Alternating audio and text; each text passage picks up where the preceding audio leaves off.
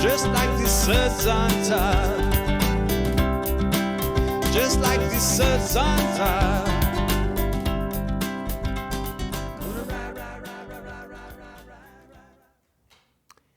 Good evening, I'm Ian Butler, and welcome to Wavelength, the show where we talk to local people about local issues in the hope of getting everybody just a little bit more on the same wavelength. Now, tonight is a guest that I'm very happy to have on the show. She's somebody that I've known actually for many years, a dear friend, and she's been working her little butt off to try to help provide housing for people in Pacifica in the area, and that is a really serious issue, and it's not an easy one to solve, but I'm happy that she's on the case. So warm welcome to Suzanne Moore. Welcome to the show, Suzanne. Thank you for inviting me, Ian. Yeah. So now I know your story because we're friends, but I'll tell them that you've been a nurse for many years, and you retired from being a nurse, and from there it seemed like a natural thing for you to help people to be housed. Explain the connection there. Absolutely, and actually it wasn't a natural thing. I felt kind of pushed. Oh yeah? But when I am a retired nurse practitioner, and I work for the County of San Mateo at both the Daly City and the South San Francisco clinics, and toward the end of my practice, I was having clients come to me with issues that were around their housing that were impacting their health. For instance, I had a family come, and the mom was disabled and had lived in her apartment for about 30 years. Her daughter was her caregiver and had lived there for 15. And they were evicted. And I was able to buy them a little bit more time by writing a letter and extending time for them to try to move and relocate to another unit that was affordable, that would still allow for her disability. I can't remember the outcome to that. I think they had to leave the area. I had another client who had a chronic illness and was using machinery for sleep apnea, and her utility bills were a bit high. So again, and sort of an easy fix to write a letter to the utility company and have them be able to help them with the bills. But toward the end of practice, there were some things that were happening that were more difficult. Like a client came and he had been threatened by his landlord to be reported to ICE when he objected to have his third rent increase in 1 year. And oh boy, yeah, that's nasty. Nasty kind of stuff. And people were having difficulty with their increased rents to the extent that they were trying to find ways to meet the costs in other ways. One woman decided that she would use her medications every other day to extend them. And anybody who's listening, that doesn't work, please don't do it. But a lot that of people have to make those choices. So we're going to have medicine or food or rent. We can't have all three, right? Really. And so, folks moved into places that were substandard housing, into garages. And I thought, wow, when I retire, I think just to have closure with my clients, that I would maybe try to do something around housing, especially because I'd heard that Pacifica was considering a fair rent stabilization ordinance. So when I retired, I thought, who were these people? And I kind of sought them out and found them. And they were folks who were interested in indeed creating rent stabilization here in Pacifica. There was that group called Pacifica? Fair Rents for Pacifica. Fair Rents for Pacifica at the time, right. And they worked with legal consultants from San Mateo County Legal Aid and from Community Legal Services of East Palo Alto, and used those folks to help create an ordinance, which they then passed off to our city's attorney, and they wrote it up, and our city council at that time agreed on a vote 4-1 to go ahead and put it on the 2017 ballot. And that was Measure C. That was right? Measure C. And And I remember that. you remember that was quite the contentious It was contentious. campaign there. Wow. It was contentious. $500,000 came in from special interests in opposition to it. Wow. There were a lot of folks who came and spread misinformation. I think you might remember the petition drive that occurred. Yes, they were lying to people, getting people to think that they were signing something that was for the opposite of what it was. That's exactly right. And I explained that to a lady that was about to sign, and the person, the lying person, he turned to me and he said, "Here's what's going to happen. You're going to leave right now, or I'm going to punch you in the face." He literally said that to me. So, I mean, it literally got nasty. Somebody did get hit, in fact, There right? were 2 assaults.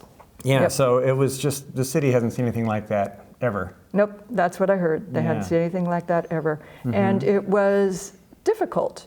And I think that misinformation and the tenor of it all really kept people from voting on it, especially tenants.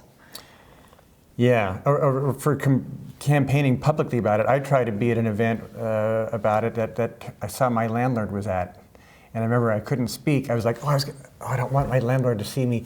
And then the landlord left about halfway through the event, and I came up and I said, "Oh, I can talk now." Like literally, we were afraid. I shouldn't laugh. I mean, I could have been kicked out for that. Yeah. You know. Well, when I was out canvassing one time, someone came up to me and said, "You know, my mom was told by her landlord that if Measure C passes, because she's not going to be protected by it, if it passes, that she's going to have her rent increased. But if it doesn't pass, then she won't have her rent increased." Yeah, a lot of retaliatory stuff. There was, and sadly, landlords were at the voting places. And if you entered and you saw your landlord there, it was intimidating. Well, the intimidating and the spending of the money apparently worked, because it did not prevail. It sadly worked. But if you think about it, 40% of Pacificans still voted in favor of it. And most of those were homeowners. And that's because a lot of the people, when we were talking to them, said, "Hey, I want my kids who have been born and raised here to live here too and have their kids here." And we realized that can't happen because of increased rents. Yeah. So that was kind of a bummer that it didn't pass. But then California stepped in. California stepped in, and 2 years later, they adopted the strongest rent control package and Tenant Protection Act of 2019 of any place in the States. And it was somewhat similar to what we had tried to pass in Pacifica. But in a way that was incredibly surprising, only 2 years later. Yeah, I was shocked that actually did happen. And it's still in place, too. I mean, there were a lot of challenges attempted, but it actually prevailed. It did. So that's great. So that means that these people that you've been working with, then you morph into like taking on different aspects. So what happened after that? Well, when Fair Rents for Pacifica failed, it was not surprising, I guess, to see that there was displacement occurring as a result of increased rents. And so Pacifica started seeing more people living in motorhomes on the streets. Right. And so during the homeless count of that year, and I can't remember which year that was, there were just a huge increase in the number of motorhomes countywide that were on the streets. And the county thought, what is the cause of this? So they did a special survey. And it was discovered that pretty much these were people that had previously been housed in our county and had lost their homes because they were priced out of them. And that most of the people in Pacifica who were living in motorhomes were longtime Pacificans. Had their families here, worked here, went to school here, but they just got priced out of their housing. I remember that people were saying that it was outsiders coming in here, but it turned out that was not true. Not the case. If you actually get the data and talk to them, you'd learn that they were Pacificans that didn't want to leave their hometown, even though they were priced out of having an actual home. Correct. That's what came out of the survey that the county did. Now, Pacifica Housing for All felt that the best way to resolve this situation was to create a situation where people could safely park, get wraparound services, and find permanent housing. So that's what we supported. We supported the idea of a safe parking program. And it's meant to be a temporary thing, a stopgap measure until something better can be figured out. Absolutely. And a pathway to permanent housing for people. Right. And so that's what we supported. And that, again, was a very difficult thing to achieve. And I think that most Pacificans who are still here now realize that the current safe parking program is in place because of, how to say this, because the unhoused were courageous people who decided to fight for their civil rights. And so there was an actual legal battle, right? There was an actual legal battle. Which prevailed. They prevailed, and they sought consultation and were supported in federal court by 3 teams of lawyers: San Mateo County Legal Aid, ACLU, and disability lawyers. And the city made a settlement with them. And the current safe parking program is the result of that settlement. It started out a bit rocky because there were 13 places that were earmarked for the program, and they started out with only 8. And now they have 9, but they have been successful. They have found permanent housing for 4 people. They are expanding their services. They have a team working with them, and they are making real progress. That's great. I personally know a few people that are living in their homes, their vehicles in town here. One of them's left town, but I can personally vouch for this one couple are literally the hardest working people I know. Like literally just 7 days a week, working, doing every possible job possible. And so, there's a lot of people might have an idea of what these people are like that are living in these situations. A lot of times they are just doing everything they can to make ends meet.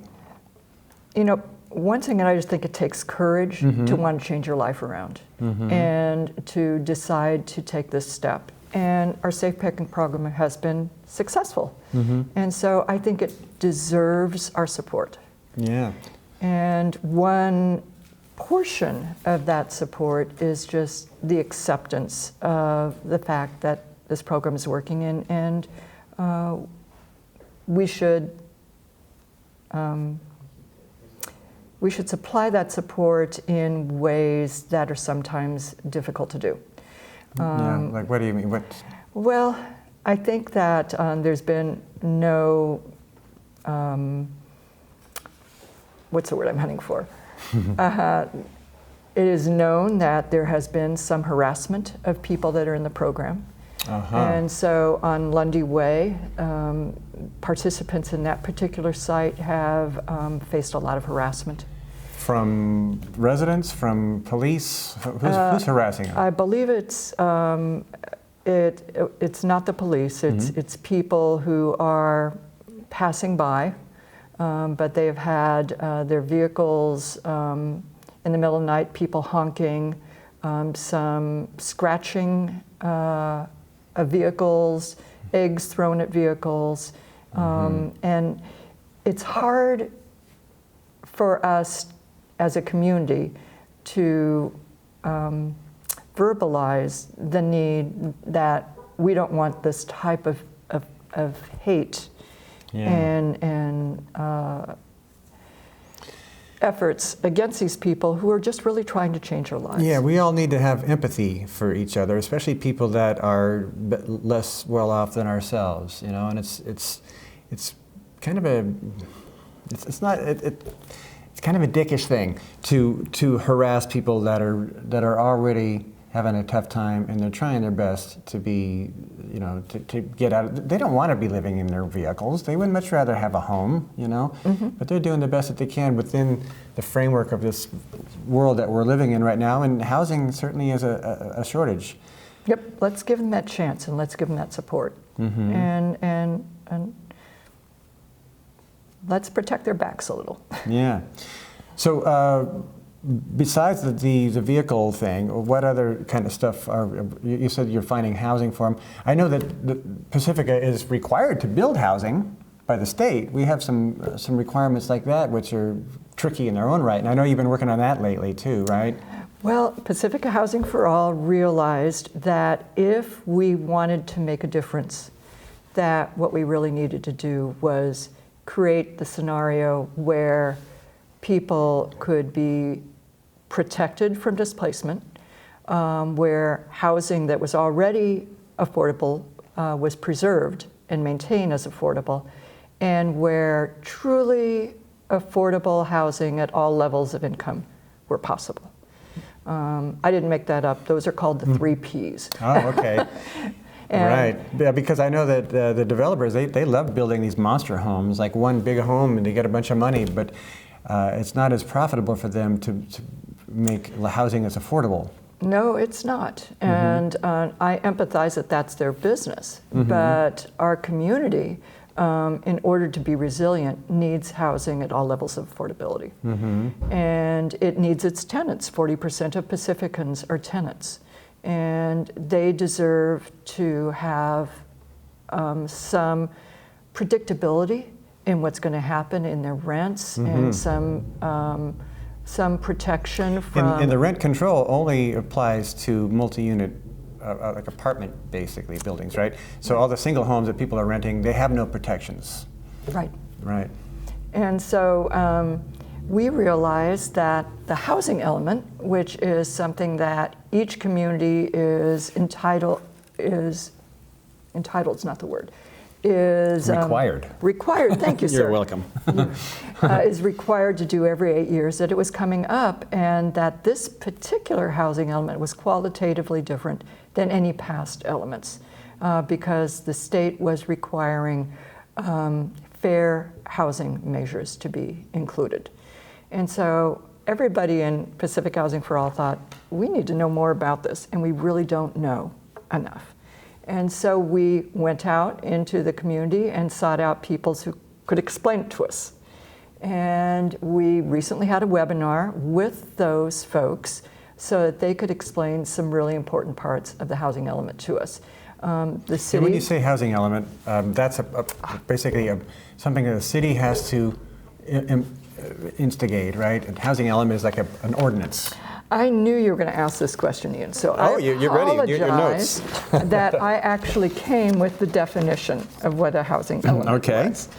And so a housing element has been described as a local constitution for housing law, which determines where we as a community can build and what we can build. And cities have to update it every 8 years. And this particular year, our housing element is requiring a variety of range of housing, which it has in the past, but it's telling us, okay, tell us not only where you're going to put it, but how you're going to build it and put it down in timelines. Because they've had these ordinances in the past, but nothing really gets built, very little. That's true. Anyhow, right? So in the last 3 decades, very little housing that is below market rate has been built. And, that's contributing to the reason why we're having displacement, because people can't afford to be here. It's contributing to our homelessness, because that's why people lost their housing, is that they couldn't afford it. Yeah. And it certainly has impacted their health. Right. So how do we get these things actually built that people can afford? With ingenuity, I suspect. Because the developers don't want to build what we need, right? Correct. So how do we make them build it anyhow? Well, Pacifica Housing for All has developed a platform. And one of the things that we would like to see is that our inclusionary rate, which is the percent of housing that is below market rate that a contractor has to build when they do a project here, be increased. Right now it's 15%, and we would like to see that increased to 20%. That's still not very much. It's not very much. I was hoping you were going to say 50. Like half of them, right? But There okay. is a certain point where if we do that, then people aren't going to come and build anything. Right, sure. And so we're hoping to still attract people, and we're hoping to use those for-profit contractors to build something. Now, another thing that we're hoping they'll do is that they'll increase what is called an in lieu fee. And so that's if they decide that they're willing to pay a fee instead of building a low-income unit. And right now, the fee is pretty low. I want to say it's, and I may be wrong, I think it might be $300,000. But that doesn't build a unit. So we would like the in lieu fee to be actually closer to what a market rate would be for building a unit. Maybe something like $750,000. So they'd be paying that money to the city. To a dedicated housing fund. The city's fund. Not to a general fund, but to a dedicated housing fund. But the city would have this money, then they could go out there and build housing. They could then say to folks who are able to do housing preservation, we have $2 million in our housing fund. Is there something that you might be able to help us accomplish at this time? And so HIP Housing has worked on housing preservation. As part of their presentation for our webinar, they showed how through the impact fees that came into, I think it was Redwood City, that they were able to take the monies from, that would have built 5 units at a building, and instead put it into a 10-unit building that already exists for the same amount of money. So they got 10 units instead of 5, and they did it with a building that was already existing, so less impact on the environment.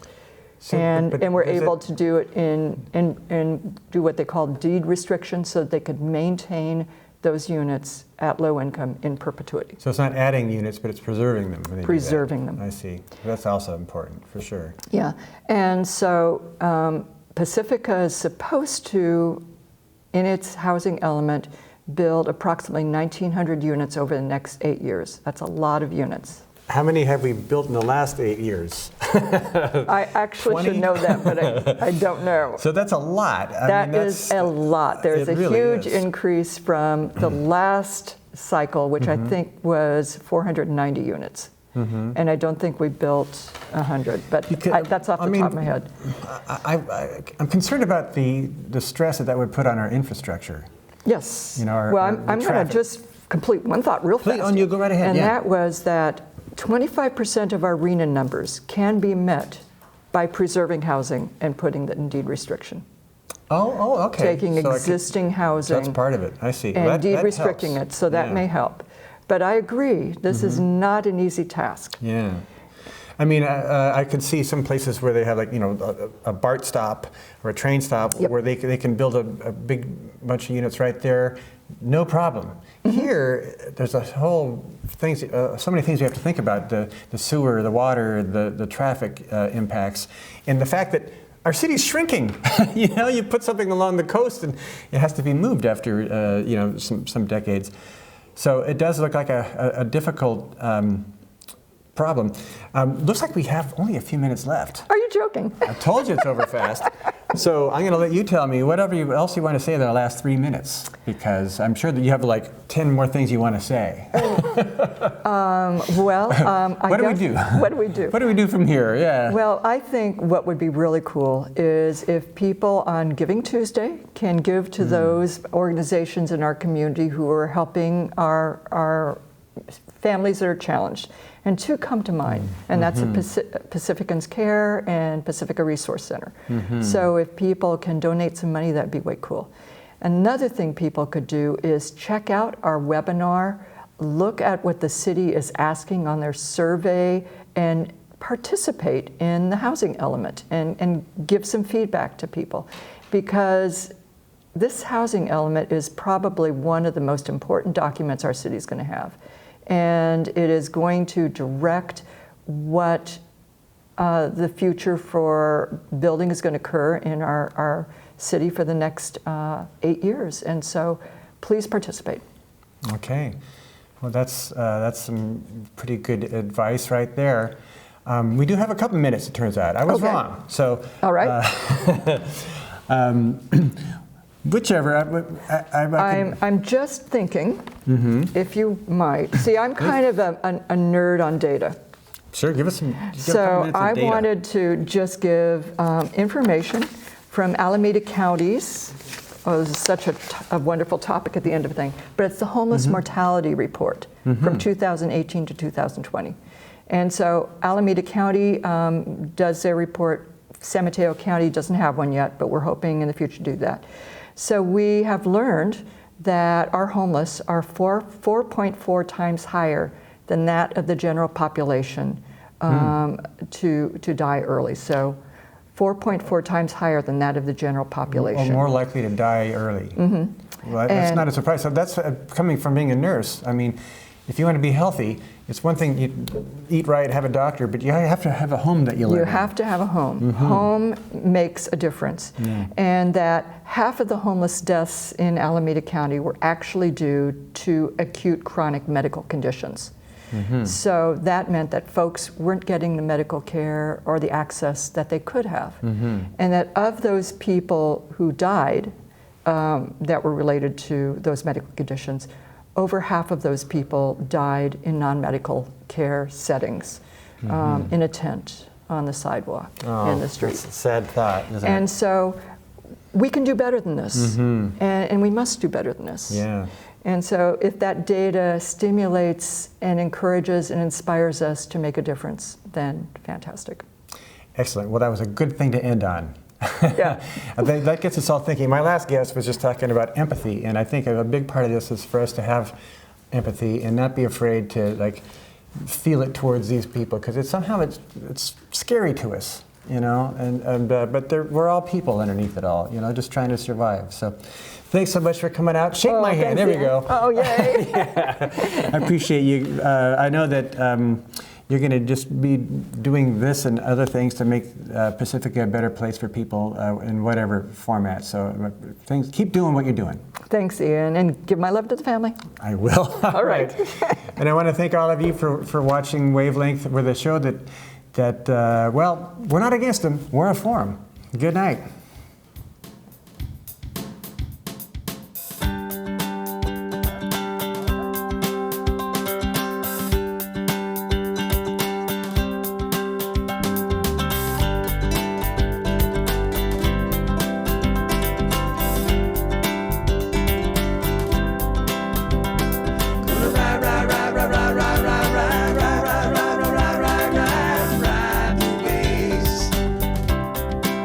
Just like the suds on top. Just like the suds on top.